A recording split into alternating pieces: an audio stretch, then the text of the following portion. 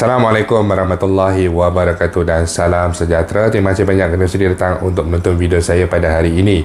Dan seperti biasa, bagi mereka yang baru pertama kali datang untuk menonton ke channel saya ataupun mereka yang masih lagi belum subscribe, saya mohon jasa ambil anda untuk subscribe ke channel saya. Dan bagi mereka yang dah subscribe, saya mohon anda untuk kongsikan video ini kepada rakan-rakan serta adik keluarga anda.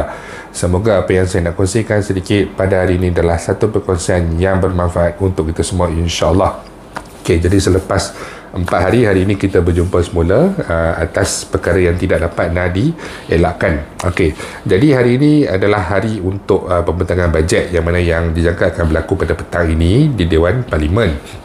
Kemudian banyak persoalan yang timbul di dalam Facebook saya, di dalam YouTube saya berkenaan dengan adakah perkara bagi KDBSP, tuntutan KDBSP 2020 secara bersasar ini akan disebut oleh ataupun akan disebut dalam pembentangan bajet nanti. Sebab kita tak tahu bajet akan dibentangkan oleh Tengku Zafrul ataupun Datuk Seri Ismail Sabri sendiri. Saya masih tidak dapat sebarang kepastian siapa yang akan membentangkan, tetapi persoalannya adalah adakah isu KDBSP ini akan disebut di dalam pembentangan bajet. Jadi secara orang kata roughly, secara kasar dia, jika kita lihat kepada isu KDBSP dan juga bajet ini, dua perkara ini adalah perkara yang kita boleh katakan kaitan dia adalah sangat jauh. Dia ada kaitan, masih lagi ada hubungan, tetapi sangat jauh. Kebarangkalian untuk perkara ini disebut di dalam pembentangan bajet pada hari ini adalah peratusannya pada saya adalah sangat rendah. Itu yang pertamanya. Peratusan yang sangat rendah ni bukanlah melambangkan isu tuntutan ini tidak ada value ataupun tidak ada nilai, tetapi ianya bukan untuk dibincangkan di dalam belanjawan, memandangkan belanjawan ini adalah satu perbincangan bagi tadbir urus, bagi orang kata bantuan dan juga perkara-perkara lain yang melibatkan kerajaan, yang melibatkan negara kita Malaysia pada tahun hadapan. Okey, sedangkan tuntutan KDBSP ni pula adalah satu tuntutan daripada duit ataupun wang caruman pencarum itu sendiri yang kita minta untuk masa sekarang ini, masa semasa. Jadi ianya adalah dua perkara yang kita boleh katakan ada beza dan juga ada satu jarak di situ untuk ianya dibentangkan di dalam belanjawan. Jadi apabila ia tidak disebut di dalam belanjawan dan sebagainya, jika ianya tidak disebut, adakah punah harapan bagi KDBSP 2.0 ini? Jawapannya tidak, kerana tuntutan ini masih lagi berlangsung, masih lagi berjalan. Cuma jika di-highlight ataupun disebut dalam sidang pembentangan belanjawan pada petang nanti, ianya adalah satu bonus, sama ada ditolak ataupun dipertimbangkan untuk diluluskan apabila mendapat orang kata pengiktirafan dalam bajet itu sendiri, ianya adalah satu bonus. Tetapi jika tidak disebut, tidak ada masalah, kerana Pertubuhan Gagasan Inovasi Rakyat telah mempunyai beberapa cadangan yang lain. Malah okey, selepas bajet ini dibentangkan, ianya akan dibahaskan pula kemungkinan besar pada minggu hadapan. Okey, pada minggu hadapan. Sebab itu ramai yang tanya, kenapa sekarang ni dalam sidang parlimen ramai yang tengok tidak ada sebarang wakil rakyat pun, kerana sebelum ini telah jumpa dengan YB daripada Lembah Pantai, tapi tidak ada sebarang sebutan pun berkenaan dengan hal ini.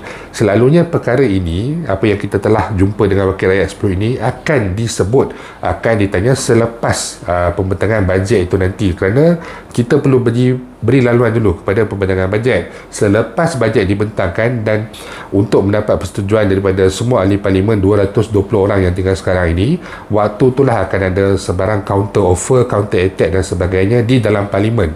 Selepas mendapat persetujuan dalam parlimen, barulah ianya akan dibentangkan pula di dalam Dewan Negara, yang mana Dewan Negara ini, Tengku Zafrul ni adalah senator di dalam Dewan Negara.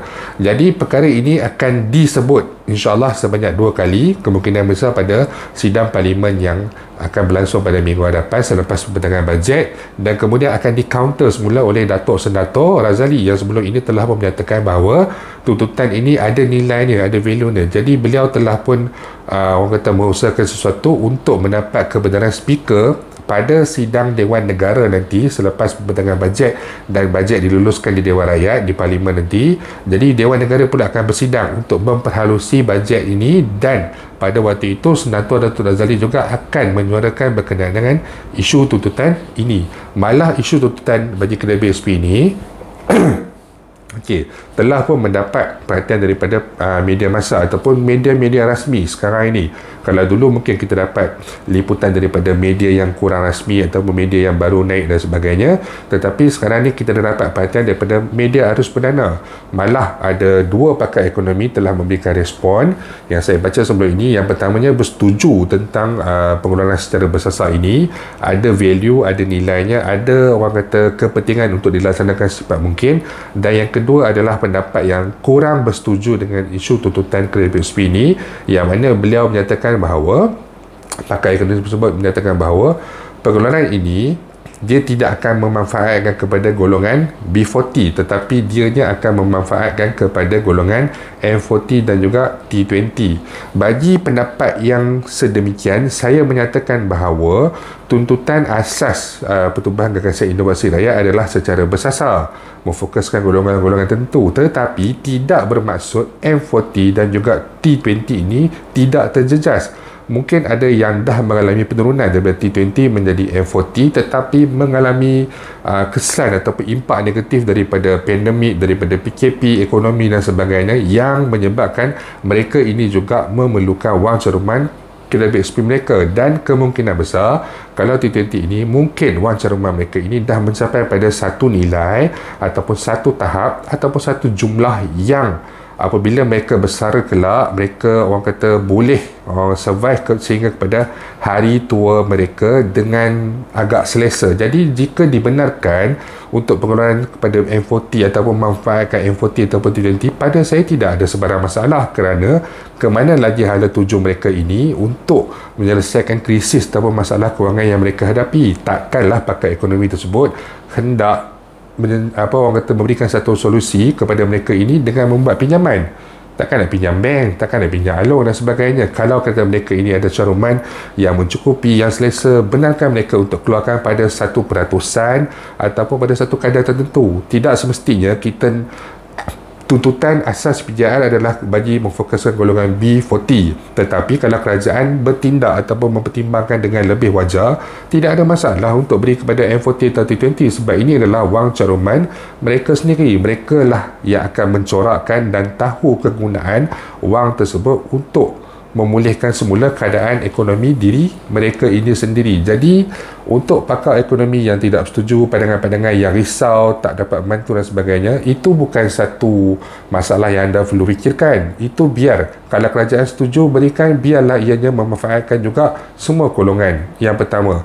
yang anda perlu bimbang, pakar-pakar ekonomi ini perlu bimbang ataupun perlu menyuarakan adalah, anda tahu B40 mungkin tidak akan mendapat manfaat yang baik daripada pengeluaran kredit PSP ini, kemudian suarakanlah bagi menyatakan kepada kerajaan, berikanlah satu orang kata bantuan yang lebih eksklusif kepada golongan B40 ini. Sekarang ni kalau kata BKM setahun RM2,000, mungkin wajar ditingkatkan sehingga kepada RM6,000 setahun dengan kadar pembayaran 2 bulan sekali dan sebagainya. Itulah yang sepatutnya anda suarakan, memandangkan dengan kerajaan ada kemampuan daripada penjimatan beberapa subsidi sebelum ini, kerajaan boleh melaksanakan perkara tersebut. Ini adalah peranan anda untuk menyuarakan kepada pihak media, pihak kerajaan tentang bagaimana nak membantu golongan B40 ini, bukannya dengan mengondem dan tidak ada memberikan sebarang solusi. Ada bagi sedikit solusi dengan kata voucher dan sebagainya, tapi perkara-perkara tersebut, voucher yang mana dia ada limitation, benda voucher ni hanya boleh, pakai ekonomi tersebut cakap lah, voucher ni perlu khususkan untuk pembelian barang-barang tertentu saja. Biarlah B40 ni decide, kalau kata ada diberikan satu, jangan bagi voucher lah, bagi tunai dalam bentuk BKM, bagi tambahan tunai, senang. Biar mereka decide apa yang mereka nak gunakan. B40 ni dia orang takkan membazir untuk membeli, bukan iPhone 14 lah, kita kata iPhone 11 ke iPhone X ke XR ke, dia orang takkan beli benda-benda macam tu, sebab dia orang ini hidup kebanyakannya pun kais pagi makan pagi.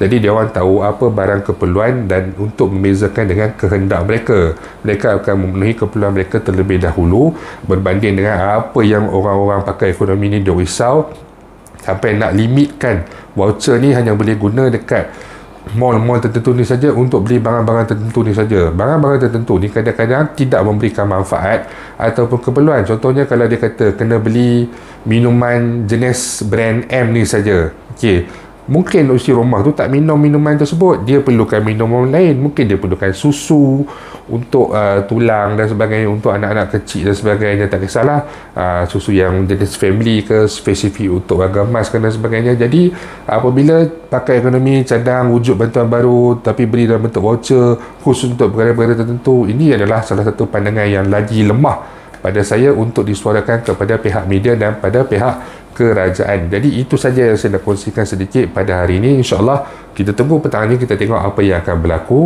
dan jika ada sebarang perkembangan saya akan berkongsikan kepada anda semua kelak. Bagi mereka yang mempunyai sebarang persoalan, sebarang masalah ataupun sebarang komen, anda boleh utarakan di ruangan YouTube ataupun di ruangan Facebook saya. InsyaAllah kita akan jumpa lagi. Jangan lupa untuk share, jangan lupa untuk subscribe. Assalamualaikum warahmatullahi wabarakatuh.